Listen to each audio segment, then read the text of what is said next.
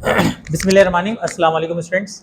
बेटा हमारी जो लास्ट मुलाकात हुई है उसमें हमने एक अहम टॉपिक ही पढ़ा है और वो टॉपिक था law of conservation of linear momentum. कल की क्लास में तुम्हारी फर्स्ट क्लास है, आज कल की क्लास ली थी law of conservation of linear momentum, ठीक है ना। तो इंपॉर्टेंट टॉपिक था। अच्छा, अब मैं जो टॉपिक स्टार्ट करवा रहा हूँ ये एक्सट्रीमली लेंदी टॉपिक है, काफी बड़ा टॉपिक है, डेरिवेशन मुश्किल है, ये वाली समझना मुश्किल है। इसको इलास्टिक इन इलास्टिक कोलिजन की डेरिवेशन कहते हैं नॉर्मल तौर पे, या फिर final velocity of elastic collision वाली डेरिवेशन भी कह सकते हैं। इसका सवाल बोर्ड में अगर आता है तो कैसे आता है, मैं सवाल भी लिखवा दे रहा हूं और उसके बाद ये पूरी डेरिवेशन करवाऊंगा सेक्शन सी के लिए, यानी बोर्ड के पेपर में सेक्शन सी के लिए ये वाली डेरिवेशन एक्सट्रीमली इंपॉर्टेंट मानी जाती है। और अभी मैं जब इसको करवा के फारिग होऊंगा तो आप यकीन माने कि मुझे नहीं लगता कि इससे ज्यादा आपको आसान तरीकेकार कहीं डेरिवेशन का नजर आएगा। बहुत आसान तरीके से करवाऊंगा डेरिवेशन को, लेकिन जितनी लेंदी है वो तो जाहिर सी बातें होना है। 2 पार्ट्स में इसकी वीडियो बनेगी या क्लास इसकी होगी। आधी डेरिवेशन ये आज होगी और आधी डेरिवेशन ये कंप्लीट कब होगी, कल। तो जो बच्चे आज आए हैं वो बराए मेहरबानी कल जरूर आइएगा ताकि आपको पूरी डेरिवेशन प्रॉपर वे में समझ में आए। और अगर बिलफर्ज जो बच्चे आज नहीं आए तो मैं अल्लाह ताला से दुआ करूंगा वो कल भी ना आए, ठीक है जी, वरना उनको कुछ भी कल समझ में नहीं आएगा। कल यही वाला टॉपिक कनेक्टेड होगा। पहले जरा सवाल लिखो, इसको बोर्ड का सवाल में, इसका बोर्ड में सवाल आता किस तरह है। लिखो define elastic and in elastic collision. Question लिखवा रहा हूं मैं, ये लिखो define elastic and in elastic collision. Define elastic and in elastic collision. Define elastic and in elastic collision. Define elastic and inelastic collision and derive an expression for. Define elastic and inelastic collision. Define elastic and inelastic collision and derive an expression for. And derive an expression for final velocities of two bodies. And derive an expression for final velocities of two bodies. Drive an expression for final velocities of two bodies. Final velocity कल याद है ना क्या थी, v1 और v2। Initial क्या थी, very good, initial क्या थी u1 u2 और फाइनल क्या थी। हमें डेरिवेशन जो किसके लिए करनी है, फाइनल के लिए करनी है। And drive an expression for final velocities of two bodies, यानी मैं v1 v2 की डेरिवेशन करनी है। अच्छा, अब जरा इसको समझना शुरू करते हैं और आगे पढ़ना शुरू करते हैं। सबसे पहले हेडिंग डाल दो इलास्टिक कोलिजन। हेडिंग डालो इलास्टिक कोलिजन। हेडिंग डालो जल्दी से बेटा, इलास्टिक कोलिजन। बेटा इलास्टिक कोलिजन की हेडिंग डाल के लिखो such collision in which. Elastic collision की हेडिंग डालो और इलास्टिक कोलिजन की हेडिंग डाल के लिखो such collision in which. Such collision in which. Such collision in which momentum,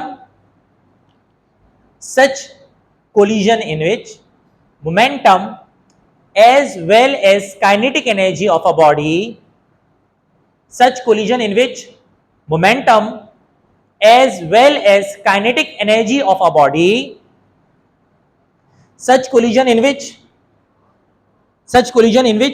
momentum as well as kinetic energy of a body remains same. Kinetic energy of a body remains same. Kinetic energy of a body remains same is known as. Kinetic energy of a body remains same is known as. Kinetic energy of a body remains same is known as elastic collision. Is known as elastic collision. Is known as elastic collision. Is known as elastic collision. उसके अगली heading डाल दो in elastic collision. Inelastic collision में शुरू में just IN लगा देना, in elastic बन जाएगा। इन इलास्टिक कोलिजन की हेडिंग डालो और लिखो such collision in which. Inelastic collision, inelastic collision, such collision in which, such collision in which momentum of a body remains same, such collision in which momentum of a body remains same, such collision in which momentum of a body remains same, such collision in which momentum of a body remain same, but kinetic energy does not remain same, but kinetic energy does not remain same, but kinetic energy does not remain same, but kinetic energy does not remain same, is known as inelastic collision. But kinetic energy does not remain same is known as inelastic collision. अब देखो इसको याद करना बड़ा आसान है. देखो बात सुनो, कोलिजन किसको कहते हैं? टक्कर को. टक्कर दो तरह की होती है. अगर बिलफज टक्कर के बाद मोमेंटम और काइनेटिक एनर्जी दोनों में चेंज ना आए, ऐसी कोलिजन को क्या कहते हैं आप? और अगर ऐसी टक्कर हो कि उसके नतीजे में मोमेंटम तो सेम रहे लेकिन काइनेटिक एनर्जी क्या हो जाए? चेंज हो जाए, तो ऐसी कोलिजन को क्या कहते हैं आप? इनइलास्टिक. सो अब डेफिनेशन इंग्लिश में सुनो, खुद ब खुद याद हो जाएगी. ये देखो, such collision in which momentum as well as kinetic energy remain same is known as elastic collision. और दूसरी definition, such collision in which momentum of a body remain same but kinetic energy does not remain same is known as inelastic collision. कच्ची पक्की definition अभी याद हो गई होगी. Clear है? अब हमारी क्या स्टार्ट होगी? डेरिवेशन. अब डेरिवेशन हम स्टार्ट करने जा रहे हैं. तमाम के तमाम बच्चे हेडिंग डाल दें, expression for final velocities of two bodies collide elastically. चलो भाई हेडिंग डाल दी. हेडिंग डलेगी expression for final velocities of two bodies collide elastically. अब हम फाइनल वेलोसिटी की डेरिवेशन की तरफ जा रहे हैं. अब सुनना शुरू करो, क्योंकि मैं अभी हार्डली 10 मिनट के अंदर ये पूरा बोर्ड भर देने वाला हूं. काफी बड़ी डेरिवेशन है. अभी यहां से लेकर वहां तक भरेगा बोर्ड, फिर यहां से लेकर वहां तक बोर्ड भरेगा, और हो सकता है उसके बाद फिर भरे. तो कम से कम 4 पेज की या 3.5 पेज की तो मेरे ख्याल से डेरिवेशन है. और आपके दिल में आ रहा होगा कि अल्लाह करके यही पेपर में ना आए. आप याद रखिएगा, जब ये पेपर का एंड आएगा ना, जब आपका एंड के टाइम चल रहा होगा, आप कहेंगे अल्लाह करके ये पेपर में आ जाए, क्योंकि ये डेरिवेशन सबसे ज्यादा अच्छी बच्चे को याद हुई हुई होती है. मुश्किल लंबी जरूर है, मुश्किल नहीं है. जब आप भी करवाऊंगा डेरिवेशन तो आपको अंदाजा होगा कि वाकई यार सर ने कहा था कि आसान है, तो शायद आपको आसान लगे. It's totally up to you कि आप किस तरह पढ़ते हैं. अब जरा सुनना शुरू कीजिएगा. सबसे पहले वर्डिंग देखो. डेरिवेशन में ना वर्डिंग बड़ी मैटर करती है. वॉइस के साथ अक्सर ये मसले रहते हैं कि हमेशा डेरिवेशन याद हो जाती है, वर्डिंग याद नहीं होती. बेटा वर्डिंग पूरी वही रहेगी जो कल हुई थी. आपको याद है सबसे पहले कितनी बॉडीज थी? ए और बी. जल्दी जल्दी बताना शुरू करो. M1 और M2, U1 और U2. सारा पॉइंट वैसे ही रहेगा. ये क्या था बेटा? Before collision. अभी टक्कर नहीं हुई. अच्छा, टक्कर के बाद अगले नंबर पे क्या था? अगेन ए और बी. This is M2. बोलो भाई, this is V1 and this is V2. अच्छा, हमें डेरिवेशन V1 V2 की करनी है. ठीक है, क्या आएगा? After collision. अच्छा, बोर्ड के पेपर में अगर इलास्टिक इनइलास्टिक कोलिजन की डेफिनेशन ना पूछे ना, सपोज करो बोर्ड के पेपर में सवाल आए कि derive an expression for the final velocity of two bodies collide elastically, तो फिर इलास्टिक कोलिजन इनइलास्टिक कोलिजन की डेफिनेशन छापने की जरूरत? जैसा सवाल वैसा जवाब. हाँ, अगर सवाल मैं तो सब कुछ ही करवा रहा हूं, लेकिन अगर सवाल में इलास्टिक इनइलास्टिक कोलिजन की डेरिवेशन ना पूछे तो देने की जरूरत नहीं होगी. बहुत दफा बोर्ड में ऐसे भी सवाल आया कि उन्होंने डायरेक्ट डेरिवेशन पूछी है, तो फिर डेरिवेशन की हमने. पहले बताओ पूरा समझ में आ गया? लिखना शुरू करो. Consider two bodies A and B. बिल्कुल कल वाली वर्डिंग लिखवाऊंगा जैसे लॉ ऑफ कंजर्वेशन मोमेंटम में करवाया था. Consider two bodies A and be having masses m1 and m2. Consider two bodies A and B having masses m1 and m2. Consider two bodies A and B having masses m1 and m2. Consider two bodies A and B having masses m1 and m2. Moves with initial speed of v1. Sorry, moves with initial speed of u1 and u2 respectively, moves with initial speed of u1 and u2 respectively, moves with initial speed of u1 and u2 respectively, moves with initial speed of u1 and u2 respectively. Repeat कर रहा हूं मैं. Consider two bodies A and B having masses m1 and m2, moves with initial speed of u1 and u2 respectively. Same वही लिखवा रहा हूं जो last में लिखवाया था. पैराग्राफ बना के लिखो. If u1 is greater than u2, if u1 is greater than u2, if u1 is greater than u2, then after some instant या after some time, then after some instant, if u1 is greater than u2, then after some instant body A must collide with body B,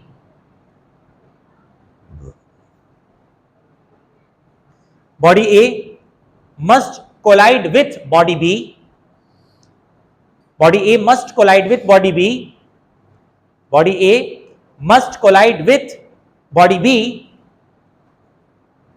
and suppose their final velocities become, and suppose their final velocities become, and suppose their final velocities become v1 and v2, and suppose their final velocities become v1 and v2,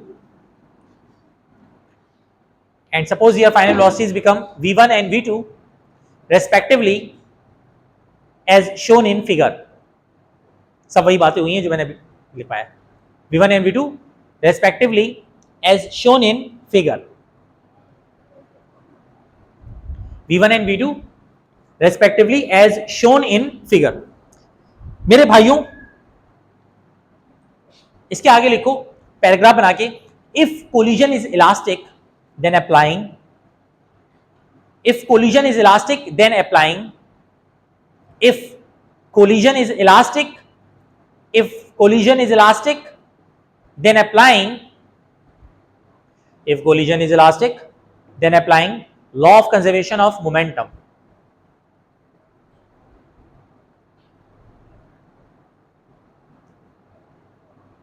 अब relax होकर जरा सामने देखिएगा. देखो मुझे ये तो समझाने की जरूरत नहीं है. Consider two bodies A and B, ये सब तो मेरे ख्याल से एक्सप्लेन हुआ वो ऑलरेडी. ये सारी वर्डिंग लिखने के बाद ना हम बोलेंगे कोलिजन इलास्टिक है. हमने इमेजिन कर लिया कि कोलिजन क्या है, इलास्टिक. अब मेरी तरफ देखो, अगर कोलिजन इलास्टिक है, अगर कोलिजन तवज्जो है इलास्टिक है तो मोमेंटम भी कंजर्व रहेगा और काइनेटिक एनर्जी भी क्या रहेगी, कंजर्व. डेरिवेशन में याद रखना पहला स्टेप यही है कि हम law of conservation of momentum लगाएंगे और law of conservation of kinetic energy लगाएंगे. अब law of conservation of momentum अगर लगाते हैं तो law of conservation of momentum ये लिखवाया मैंने यही है कि then applying law of conservation of momentum. Law of conservation of momentum पता है क्या है, m1 u1 plus m2 u2 is equal to m1 v1 plus m2 v2. बोलो भाई क्लियर है, मुश्किल तो नहीं है. अच्छा अब मुझे जरा जल्दी से बताओ अगले स्टेप में अगर बिलफर्ज में इसको इस तरह लिख दूं, m1 u1 minus m1 v1, m1 वाले एक साइड पे कर रहा हूं, is equal to m2 v2 minus m2 u. Solution समझ में आ रहा है. m1 वाला इधर कर दिया तो माइनस में चला गया और m2 वाला उधर कर दिया वो माइनस में हो गया. क्लियर है. मैं भी ना मार्कर से एरो भी बना दूंगा आप लोग की आसानी के लिए, लेकिन ये सिर्फ समझने के लिए बना रहा. बोर्ड का जब पेपर दे रहे हो तो उस वक्त एरो मत बना देना. आप अपने टीचर को थोड़ी समझा रहे हैं, आपको समझाने के लिए बनाऊंगा. वैसे जरूरत नहीं है एरो बनाने की. ये क्लियर हो गया. ये कहां चला गया है, यहां, और ये कहां आ गया है, यहां. क्लियर है. अगला स्टेप बताओ क्या होगा. m1 क्या ले लेंगे, इधर भी m1 है इधर भी m1 है, m1 क्या ले लेंगे भाई, कॉमन. बताओ क्या बचेगा, u1 minus is equal to m2. Very good. अच्छा इसको अब मजीद हम सॉल्व नहीं कर सकते, इसको हम मजीद सॉल्व नहीं कर सकते, तो ये बन जाएगी इक्वेशन नंबर 1. मुझे एक दफा याद है मैं गुलशन में क्लास ले रहा था तो वो एक बच्ची है वो कहने लगी सर क्यों नहीं सॉल्व कर सकते. मैंने कहा कैसे सॉल्व कर सकते, बोले सर इसको मल्टीप्लाई कर दें. मैंने कहा ठीक है ये बन जाएगा, फिर कॉमन ले लेना, फिर ये बन जाएगा. इसी तरह जिंदगी गुजार देना। जब हम मल्टीप्लाई करेंगे तो ऊपर वाला बन जाएगा ना, तो ऑलरेडी मोस्ट सिंप्लीफाइड फॉर्म आ चुकी है, तो इसको मजीद मल्टीप्लाई आप नहीं करेंगे। ये क्लियर हो गया भाई? तो ये होगा इक्वेशन नंबर कौन सी? 1। ये हमने कौन सा लॉ अप्लाई किया है? क्योंकि इलास्टिक कोलिजन है तो हम क्या करेंगे, अब बोलेंगे हम now applying law of conservation of, बोलो भाई, काइनेटिक एनर्जी। अच्छा, law of conservation of kinetic energy पता है क्या होगी? Law of conservation of kinetic energy होगी total kinetic energy before collision is equal to total kinetic energy after collision. बोलो मानते हो?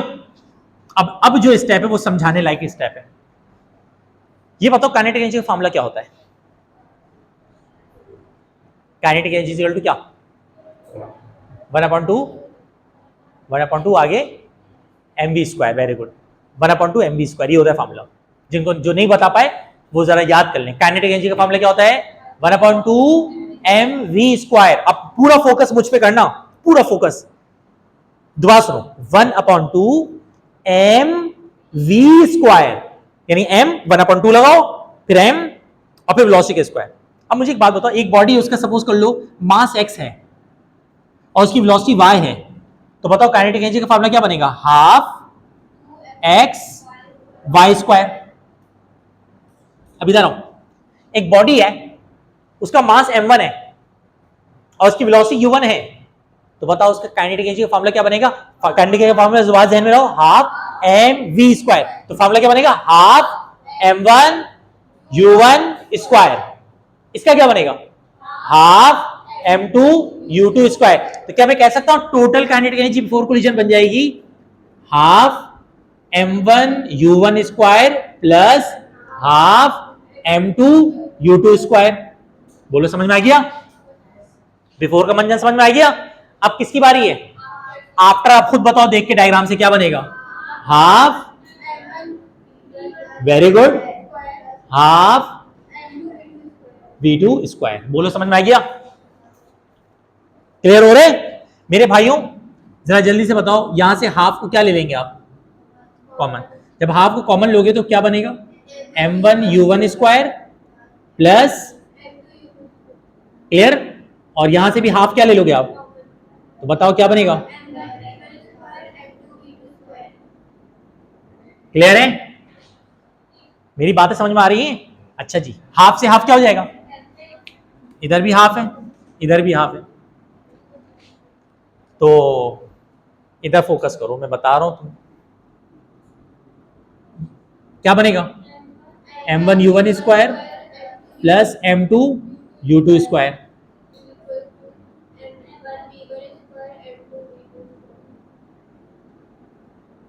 अगर आपको लगता है पार्टी खत्म हो गई है तो मेरे भाई अभी पार्टी क्या हुई है? शुरू हुई है। कहते हैं ढाएंगे तुम पे सितम धीरे धीरे। एक और है, अभी है इब्तिदाई इश्क, रोता है क्या, आगे आगे देख होता है क्या। समझ आ रही बात? तो अभी तो भाई क्या हुआ है, अभी तो V1 की कैलकुलेशन V2 की कैलकुलेशन तो आएगी। मैंने क्या कहा था, बोर्ड भरता रहेगा, आप देखते रहोगे और एंड में आप ला हौला वला कुव्वत इल्ला बिल्लाह पढ़ के चले जाओगे। ठीक है ना? तो अभी तो शुरू हुई है पार्टी। क्लियर हो गया तक? अब अगेन वही करेंगे हरकतें, m1 एक साइड पर m2, जरा देखो क्या बनेगा। क्या होगा? m1 u1² माइनस v1², इधर क्या बनेगा? m2 v2² minus m2 u2²। भाई मैं एरो बना दे रहा हूं, देखो ये m2 u2 है, ये प्लस का माजे की क्या हो जाएगा, और ये m1 v1, ये इधर आ गया, ये उधर आ गया, तो ये जाके वहां माइनस का हो गया, ये यहां आके माइनस का हो गया। क्लियर है? मुश्किल तो नहीं है? ये नजर तो आ रहा है ना अपनी। अच्छा, अब आप लोग बताओ क्या करूंगा, क्या करें? हाँ सही है भाई, नीचे भी दीवार भी नजर आ रही है। हाँ भाई, जो बच्चे कह रहे हैं m1 कॉमन लेंगे वो बिल्कुल सही कह रहे हैं, u1 square minus v1 square. देखो m1 कॉमन ले लिया ऐसे, और यहां से क्या कॉमन लेंगे,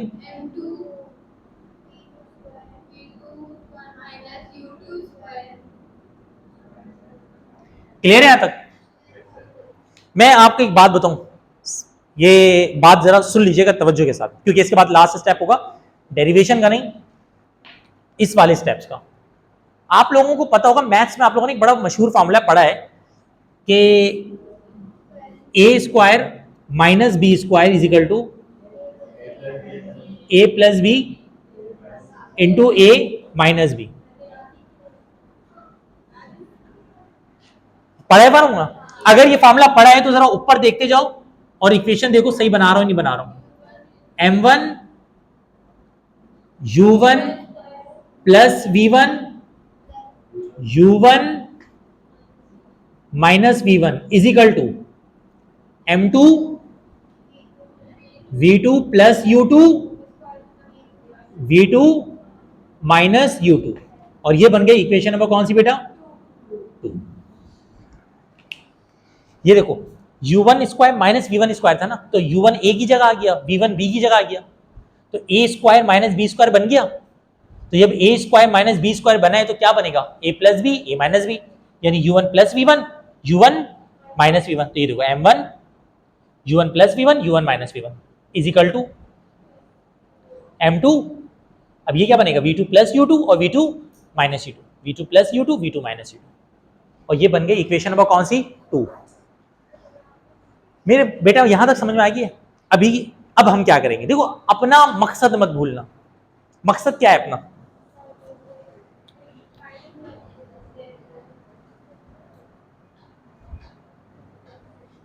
तवज्जो मुझ पे रखिएगा। मकसद है v1 और v2। मकसद क्या है, और मैंने डेरिवेशन याद कराने के लिए स्टाइल क्या बताया कि सबसे पहले लॉ ऑफ कंजर्वेशन ऑफ क्या लगाएंगे, मोमेंटम। रट्टा लगाते हुए ना सिर्फ इतना याद करो कि पहले हम law of conservation of momentum लगाएंगे, उसके बाद law of conservation of kinetic energy लगाएंगे, 2 लग गए, ठीक है, और अगर नहीं लगे तो फिर लग गए, ठीक है। तो लिहाजा तरीके से लगाना है भाई, सही है। तो अब आपने ये 2 चीजें लगा दी, इसके बाद आप करोगे डिवाइडिंग इक्वेशन नंबर 2/1,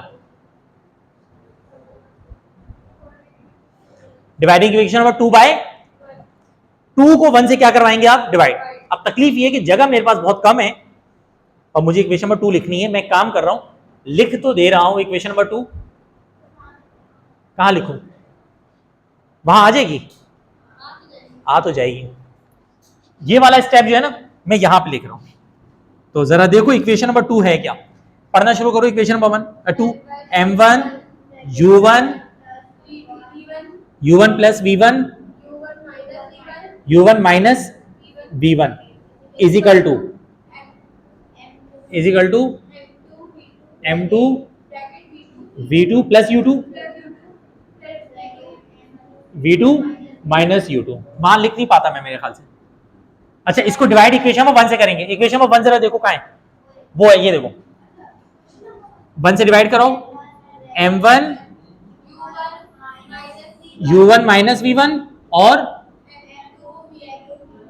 v2, देखो फिर से समझ लेना, दिस इज इक्वेशन नंबर 2 और दिस इज इक्वेशन नंबर, तो ये इक्वेशन इसके नीचे आ गई, चेक कर लो, ये पूरी इक्वेशन आई है और इसके नीचे वाली इक्वेशन आ गई। अब होगा कुरैशी बरादरान का काम, काटेंगे, समझ गए, क्या करेंगे, सबका कटेगा, समझ रहे हो भाई, कुछ भी नहीं बचेगा। आओ काटना शुरू करें, काटने में वैसे ही माहिर हैं मेजॉरिटी में, काटना शुरू करें बेटा। m1 से m1, तो कैंसिल वर्ड मजा नहीं देता, कटेगा, कट जाएगा, सही है, m1 से m1 कट जाएगा, m2 से m2 कट जाएगा, u1 माइनस v1 से u1 minus v1, v2 minus u2 से v2 माइनस u2 भी कट जाएगा। अब बचा कौन, u1 plus v1 is equal to V2 plus,